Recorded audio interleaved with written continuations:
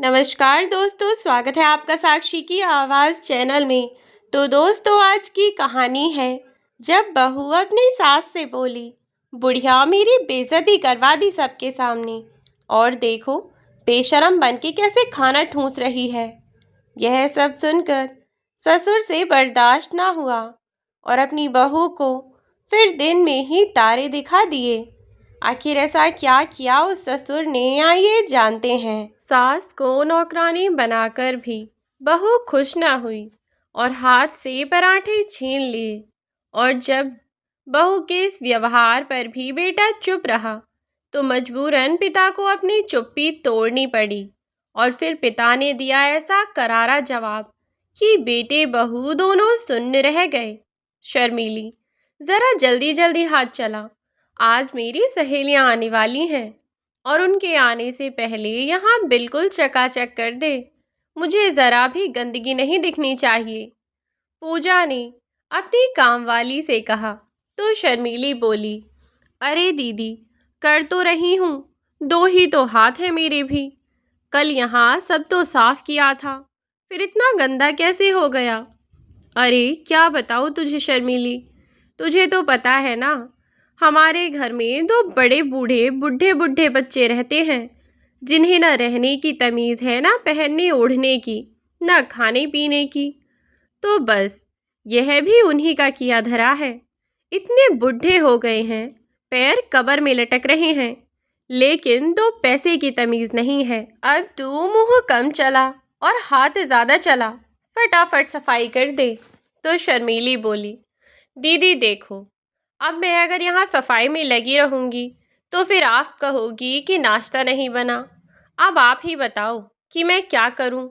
तो पूजा बोली, चल ठीक है, तू सफाई कर ले, मैं अपनी सास को बोलती हूँ खाना बनाने के लिए। वैसे भी यूं ही रखे रखे इनके हाथ पैरों में भी जंग लग जाएगा, क्योंकि इनका खुद का तो मन करेगा नहीं कि अपने हाथ पैरों को ज़रा चला लें, तो मजबूरन मुझे ही बोलना पड़ेगा। चल तू अपना काम कर, मैं आती हूँ। मैं ज़रा इनसे अभी काम करवाती हूँ, लेकिन हाँ, कहीं भी गंदगी ना मिल जाए मुझे, वरना सोच लेना कि तेरा क्या हाल करूँगी। हाँ हाँ दीदी जी, बिल्कुल भी परेशान मत होइए, पूरा घर एकदम चकाचक कर दूँगी। 1 घंटे में आएंगी ना आपकी सहेलियाँ, 1 घंटे में तो पूरा घर चमका दूँगी मैं। बड़ी खुश होती हुई शर्मीली बोली। तो पूजा भी वहाँ से अपनी सास की ओर निकल गई। पूजा की सास कमल जी बगीचे में बैठी स्वेटर बना रही थीं कि तभी पूजा उनके पास पहुँची और बोली, अम्मा जी, यहाँ बैठे बैठे अब आप क्या कर रही हैं? क्या आपको पता नहीं कि आज मेरी सहेलियाँ घर आ रही हैं? हाँ बेटा, पता तो है कि तेरी सहेलियाँ आ रही हैं। पूजा की ये बात सुनकर अम्मा जी बोली। कमल जी बोली तो पूजा ने उनकी ओर तिरछी नज़रों से देखते हुए कहा, फिर भी आपको हर चीज़ मुझे ही बतानी पड़ेगी क्या? अगर पता है तो इतना खुद नहीं सोच सकती आप कि जाकर कुछ काम दिखवा लें, या हर चीज़ मैं ही देखूं? पूजा की यह बात सुनकर कमल जी पूजा की ओर देखती हुई बोली, नहीं बेटा, ऐसा तो कुछ नहीं है। तू बता, मैं तेरी क्या मदद करवा सकती हूँ? वह दरअसल तू ही कहती है ना कि हम ओल्ड फैशन हैं, हमें रहने सहने की तमीज़ नहीं है, तेरे हिसाब का कुछ आता नहीं हमें, इसीलिए मैं तो बीच में बोली ही नहीं और इसीलिए तेरे इस काम से अलग थी। मुझे लगा कि कहीं तो बुरा ना मान जाए, लेकिन अगर तुझे कोई परेशानी नहीं है तो मैं तेरी मदद करवा देती हूँ। उल्टा मुझे तो खुशी ही होगी ना। खुश होती हुई कमल जी बोली, बता बेटा, क्या मदद चाहिए तुझे मेरी? तो पूजा बोली, अब यह भी आपको मैं ही बताऊं क्या? वह शर्मीली घर की साफ सफाई में लगी हुई है, तो आप जाकर खाना देख लीजिए। इस पर कमल जी चुप हो गईं और उसकी ओर देखने लगीं। फिर कुछ सकुचाती हुई बोलीं, लेकिन बहू, पिछली बार जब मैंने खाना बनाया था तुम्हारी सहेलियों के लिए, तब तो तुमने और तुम्हारी सहेलियों ने उस खाने को फिकवा दिया था। तुम एक काम करो, तुम शर्मीली से ही बनवा लो खाना। तो पूजा बोली, आपके भी नखरे ही अलग हैं। जब आपसे कह रही हूँ कि खाना बना दीजिए तो बना नहीं सकती क्या? कि अब तो आपको दिखाई दे रहा है कि काम करने वाला कोई है नहीं, मेरा कुछ नहीं है। मैं तो शर्मीली से खाना बनाने लगा दूंगी उसे, पर वह महारानी की तरह किचन में खाना बनाएगी और आप नौकरानी की तरह घर में झाड़ू पोंछा करेंगी। क्या यह सब अच्छा लगेगा आपको? अगर आपको यही अच्छा लगता है तो ठीक है, मैं तो कह देती हूँ उसे, वही खाने को बना देगी। यह सुनकर कमल जी बोली, बहू अगर तू कहती है तो मैं तेरी सहेलियों के लिए खाने को बना दूंगी। फिर बाद में यह मत कहना कि ऐसा बना है वैसा बना है। शर्मीली सफाई कर रही है तो कर लेने दे उसे। मैं अभी आती हूँ किचन में खाना बनाने। तू जाकर अपने बाकी के काम देख ले। इतना कहकर कमल जी स्वेटर रखकर किचन में आकर खाना पकाने लगीं। अब क्योंकि पूजा की सहेलियों को सादा दाल रोटी के अलावा बहुत सारी चीज़ें मन भाती थीं, इसीलिए उसने अपनी सास को बोला तो कमल जी ने भी तरह तरह की डिशेस बनाकर तैयार कर दी, क्योंकि कमल जी शुरू से ही खाने और बनाने की शौकीन थी। उन्हें खाने खिलाने का बड़ा शौक था और इसीलिए उन्होंने सिर्फ दाल रोटी बनाना नहीं सीखा, बल्कि जहाँ से जो डिशेस सुन लिया करती थीं, बस वही बनाने लग जाती, वही बनाना सीख लिया करती। और फिर जब उनके बच्चे बड़े हुए और वह बाहर की चीज़ों को खाने पर जोर देने लगे, तो उन्होंने अपने बच्चों के स्वास्थ्य को ध्यान में रखते हुए भी सभी चीज़ बनाना सीख लिया जो उनके बच्चों को पसंद थी।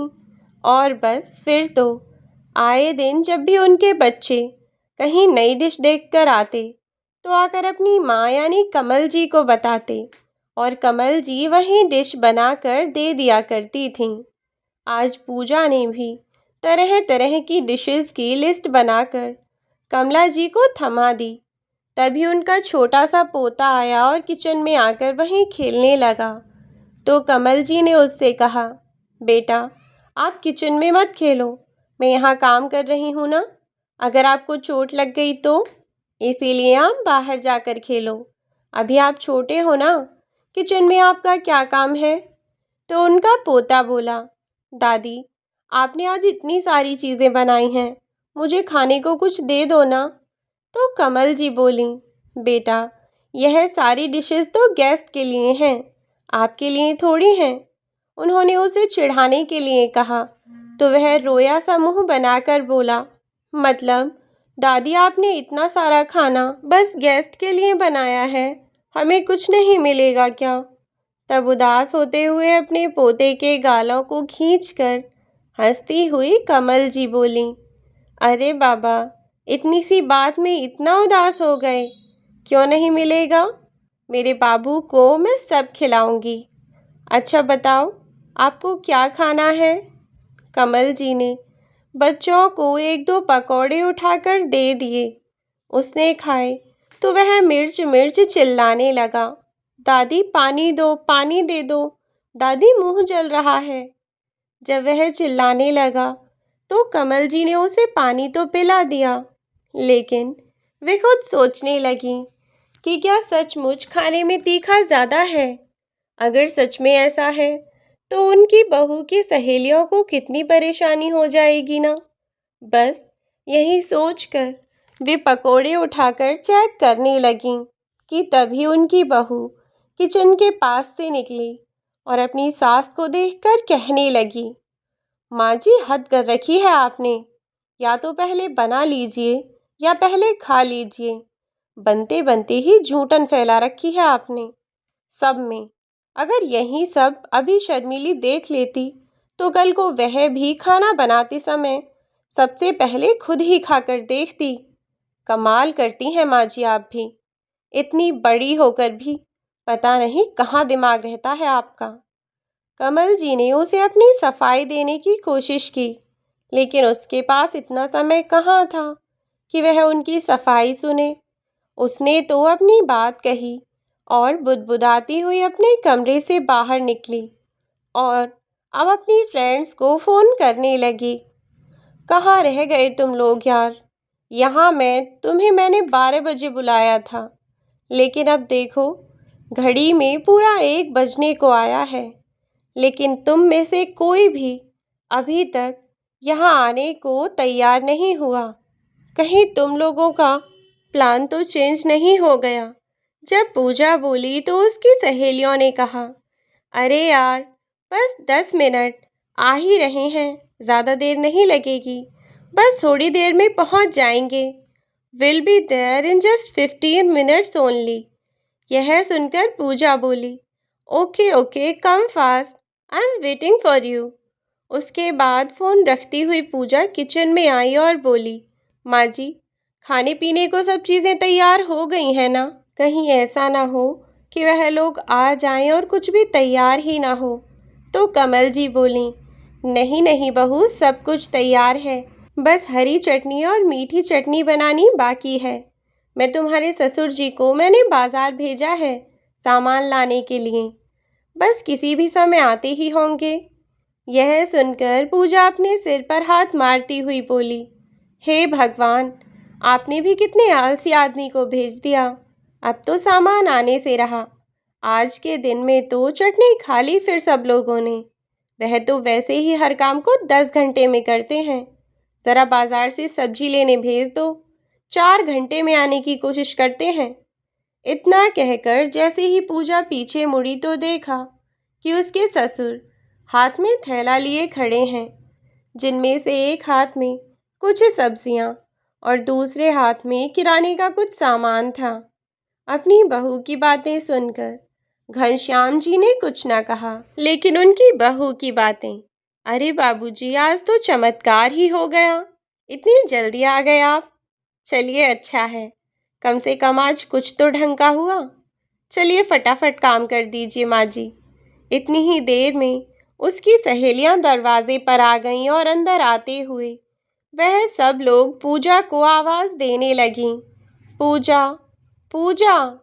और पूजा दरवाजे पर पहुंची। गले मिलकर उसने बहुत खुशी से अपने सभी दोस्तों का स्वागत किया और उनको घर के अंदर बुलाया।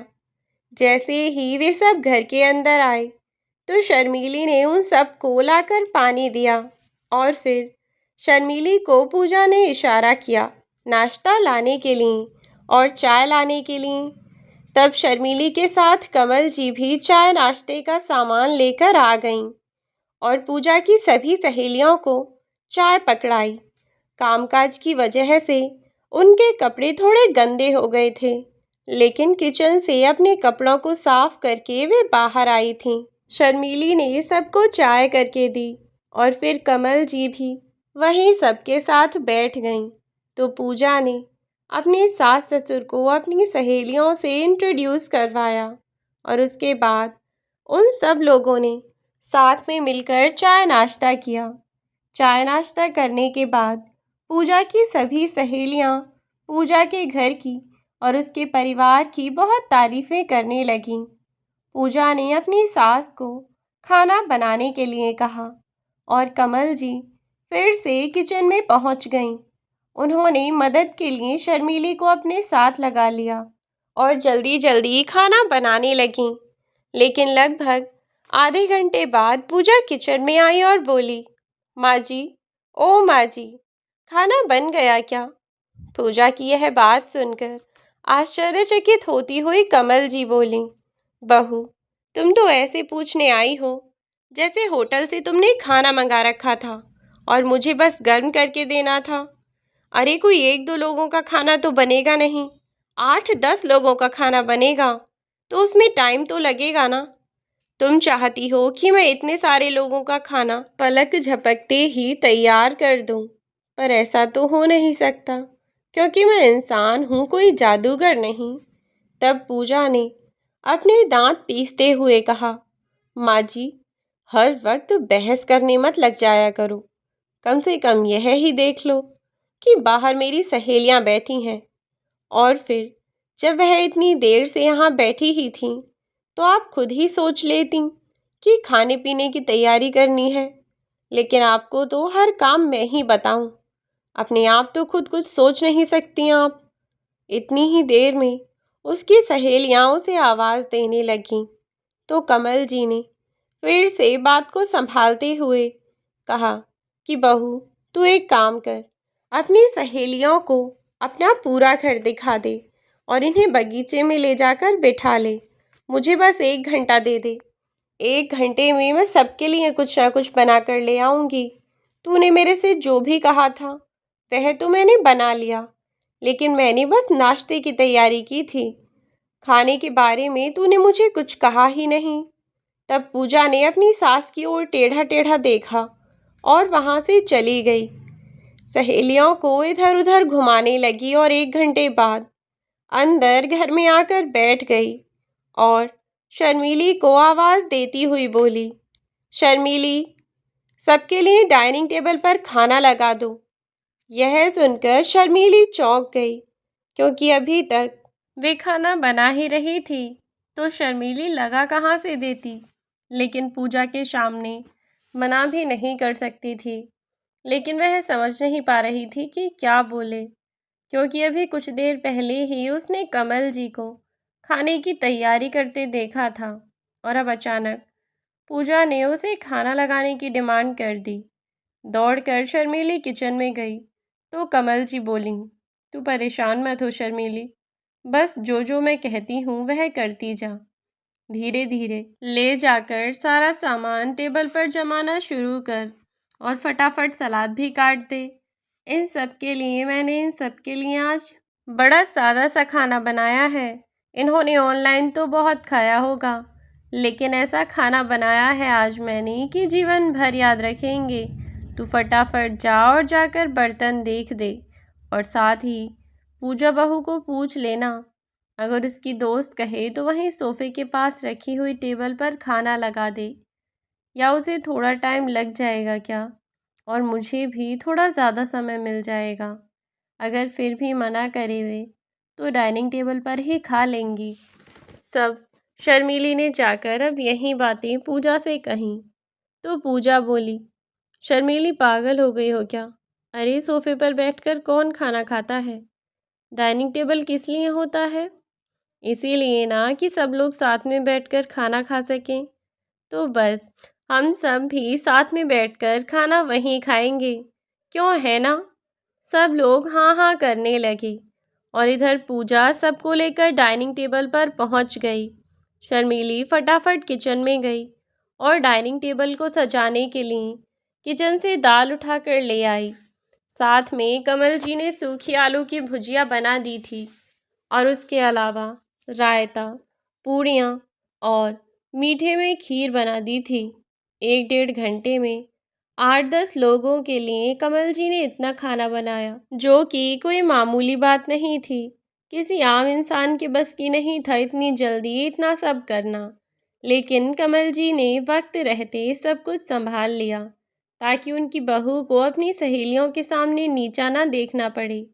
फिर कमल जी गरम गरम खाना बनाती रहीं और शर्मीली ने सबको खाना परोसा और सबने खाना खाया। खाना खाने के बाद पूजा की सहेलियां सब बहुत खुश हुईं, लेकिन पूजा का तो मुंह फूल गया, क्योंकि वह अपनी सहेलियों से अपनी जो डींगे हाँकने में लगी रहती थी और इतनी बड़ी बड़ी बातें कहा करती थी, उसे लगा कि अब तो उनके सामने उसकी बेइज्जती हो गई। अब पूजा की सहेलियां यही कहेंगी कि उसने घर बुलाकर इतनी सहेलियों को इतना सादा खाना खिलाया। यह सब देखकर पूजा का दिमाग खराब हो रहा था। उसे बहुत गुस्सा आ रहा था। खाने की डिशेस को लेकर वह नाराज़ थी, लेकिन उसने यह बात किसी से न कही और उस वक्त वो अपने दोस्तों के सामने चुप रही। और खाना पीना खाने के बाद थोड़ी देर मस्ती मजाक और एंजॉय करने के बाद अब पूजा की सहेलियां अपने घर वापस जाने लगीं और एक एक करके वे सभी अपने घर वापस चली गईं।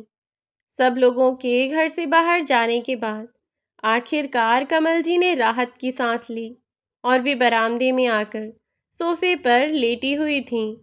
लेटी हुई अवस्था में वहाँ आधी बैठ गईं और शर्मीली को आवाज़ देकर बोली, शर्मीली, ज़रा हाथ पैरों को मल देना, पैरों में बड़ा दर्द हो रहा है। समझ नहीं आ रहा कि इतनी हड़कल क्यों हो रही है। या फिर एक काम कर, सब छोड़ मेरे लिए और अपने बाबूजी के लिए ज़रा खाना निकाल दे, क्योंकि नहीं तो उन्होंने खाना खाया है और ना ही मैंने खाना खाया है। तो शर्मीली बोली, आप बैठिए, बस अभी 5 मिनट में निकाल लाती हूँ।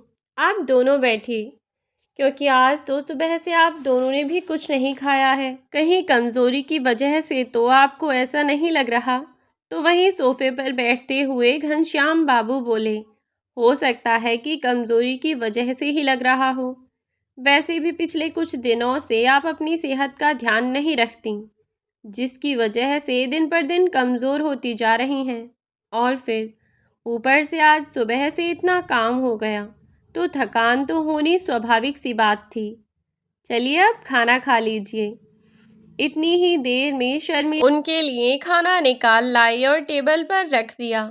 तो वे दोनों ही सोफे पर बैठकर ही साथ में खाना खाने लगी कि इतनी ही देर में जब उन्होंने पहला टुकड़ा तोड़कर वे खाने ही वाले थे कि पूजा अपनी दोस्तों को छोड़कर दरवाजे से अंदर आ रही थी। और उन दोनों को खुश देखकर पूजा का गुस्सा और बढ़ गया और वह बोली, बहुत खुश हो रहे होंगे ना अब आप लोग, दूसरों के सामने मेरी बेइज्जती करवाकर। आपके कलेजे को ठंडक पड़ गई होगी ना माँ जी। अरे, आप तो हमेशा ही मुझे नीचा दिखाना चाहती हैं। मैं ही हूँ जो यह सब समझती नहीं, और कोई मुझसे कहे तो मैं मानती भी नहीं हूँ। आज तो आपने हद ही कर दी, लेकिन मुझे नीचा दिखाने के लिए, मेरी सहेलियों के सामने मेरी बेइज्जती कराने के लिए आपने यह रास्ता चुना। मुझे आपसे उम्मीद नहीं थी। पूजा की यह सब बातें सुनकर कमल जी के सिर के ऊपर से वे सब बातें जा रही थीं और घनश्याम जी भी कुछ समझ नहीं पा रहे थे, और समझते भी कैसे, क्योंकि उन लोगों के मन में तो ऐसा कुछ था ही नहीं। उन्होंने तो खुशी खुशी अपनी बहू के रिश्तेदारों के लिए खाने पीने का इंतज़ाम किया। आज सुबह से कमल जी को ज़रा देर आराम न मिला, लेकिन उस सब के बावजूद भी उनकी बहू ने बजाय उन्हें धन्यवाद करने के अपने ही सास ससुर को दुनिया भर की बातें सुनानी शुरू कर दी। तो यह बात कमल जी को बहुत बुरी लगी। यह बात सुनकर कमल जी को इतना दुख हुआ कि उनकी उदासी कब उनके आंसुओं में बदल गई खुद उन्हें भी पता न चला। लेकिन घनश्याम जी ने कमल जी को समझाया और कहा कि कमल, तुम इतना क्यों परेशान होती हो, और इसमें दुखी होने की क्या बात है। और तुम मुझे एक बात बताओ, आखिर ऐसा क्या कर दिया बहू तुम्हारी सास ने जो तुम उसे दुनिया भर की बातें सुना रही हो। सुबह से बिना कुछ भी आराम किए एक पैर पर खड़ी है वह तुम्हारे रिश्तेदारों के सेवा पानी करने में लगी पड़ी है सुबह से, और तुम बजाय उसे धन्यवाद देने के, बजाय उसका एहसान मानने के, तुम उसे दुनिया भर की बातें सुना रही हो। यह कौन सी तमीज़ है तुम्हारी। तो उनकी बहू बोली, बस पापा जी, तमीज़ की तो आप बात ही मत करिए, क्योंकि माँ जी ने जो बदतमीज़ी आज की है वह मैं कभी नहीं भूल पाऊंगी। मैंने उनसे पहले ही कहा था ना कि मेरे दोस्तों को कुछ अच्छा बनाकर खिला दें, और इसी के लिए मैंने ही कई सारी चीज़ों के बारे में कहा भी था इन्हें लिस्ट दी थी थमाकर। तब कमल जी अपने आंसुओं को पोंछती हुई अपनी आवाज़ को शांत करती हुई बोली, लेकिन बहू, रात तुम ही तो मेरे कमरे में आई थी ना, और तुमने ही कहा था कि माँ जी खाना वाना बनाने की ज़रूरत नहीं है, बस सुबह नाश्ता ही बनेगा। और जब मैं स्वेटर बना रही थी तब भी तुमने मुझे नहीं कहा कि खाना बनाना है। तो यह सुनकर पूजा गुस्से में बोली, हाँ तो यह भी तो नहीं कहा था कि सुबह नहीं बनाना है खाना, एक बार फिर से पूछ लेती। तो कमल जी बोली, बहू, अगर तुमने मुझे पहले ही बता दिया होता या मना ना किया होता तो मैं और अच्छी अच्छी डिश बनाकर रख देती। तब पूजा बोली, अरे मुझे कौन सा पता था कि वे लोग यहाँ रुक कर जाएंगे। कल रात ही उन्होंने कॉल पर बताया था कि मेरे ही घर से पार्टी अटेंड करने के बाद वे लोग क्लब जाएंगे और वहाँ पर अन्य किसी दूसरे के साथ एनिवर्सरी सेलिब्रेट करेंगे। तो मुझे लगा कि ये लोग टाइम से निकल जाएंगे। तब अपनी बहू की बात सुनकर कमल जी आश्चर्य से उसकी ओर देखने लगी और मन ही मन यह सोचने लगी कि जब तुम्हारी सहेलियों के बारे में तुम्हें ही नहीं पता तो मुझे क्या पता होता बेटा। लेकिन तुम इस बात को समझोगी ही नहीं और ना ही मानोगी। तुम्हें तो मेरी कमियां, मेरी गलतियां ढूंढने का एक बहाना चाहिए, जो कि फिलहाल तो उसे मिल चुका है। लेकिन उन्होंने कुछ कहा नहीं और चुपचाप बैठी बैठी सुनती रहीं। फिर उनकी बहू पूजा गुस्से में पैर पटकती हुई अपने कमरे में जाने लगी और यह कहती हुई कि तुम ही ठूंस लो, बहुत मलूक खाना बनाया है ना तुम लोगों ने खाने को। ऐसे शौक से बैठे हैं खाने को और देखो कैसे कर रहे हैं जैसे कितना एहसान कर दिया हो मेरे ऊपर, शर्म भी नहीं आती। इतना सब कहकर पूजा अपने कमरे में चली गई। लेकिन पूजा तो इतना सब कहकर आसानी से सब भूल गई। लेकिन यह सब बातें कमल जी के मन पर गहरा प्रभाव छोड़ गई थी। उन्हें अपनी बहू की कही हुई यह सब बातें बहुत ही ज़्यादा बुरी लग रही थीं। हंसी खुशी उन्होंने अपनी बहू के लिए इतना सब किया जैसे उसने उनसे कहा। फिर भी उनकी बहू खुश होकर उनकी थोड़ी सी तारीफ कर देती और अगर उन्हें धन्यवाद कर देती तो क्या ही चला जाता। लेकिन अफसोस कि ऐसा कुछ नहीं हुआ। उल्टा उनकी बहू ने उन्हें 50 बातें सुनाईं। लेकिन अब कोई कुछ कर भी तो नहीं सकता था। पूजा अक्सर ऐसा ही किया करती थी, खुद ही उन्हें कोई काम करने को कहती और अगर वे कर देती तो फिर उन्हें पागल या दिमाग नहीं है या बेवकूफ़ जैसे काम करती हो माँ जी, यह सब कहा करती थी। और इन सब बातों से कमल जी अंदर ही अंदर बहुत परेशान थीं, अंदर ही अंदर घुट रही थीं, क्योंकि वह अपनी बहू से कुछ कह भी नहीं पाती थीं। लेकिन यह सब बातें वह सह भी नहीं पा रही थीं। यह था कहानी का पहला भाग। कहानी का दूसरा भाग कल इसी समय तक चैनल पर उपलब्ध हो जाएगा। कहानी का दूसरा भाग देखने के लिए चैनल को सब्सक्राइब कर दें, वीडियो को लाइक और शेयर करें और कमेंट बॉक्स में कमेंट करें ताकि जल्द से जल्द मैं दूसरा भाग लेकर आ सकूं कल इसी समय पर इसी चैनल पर।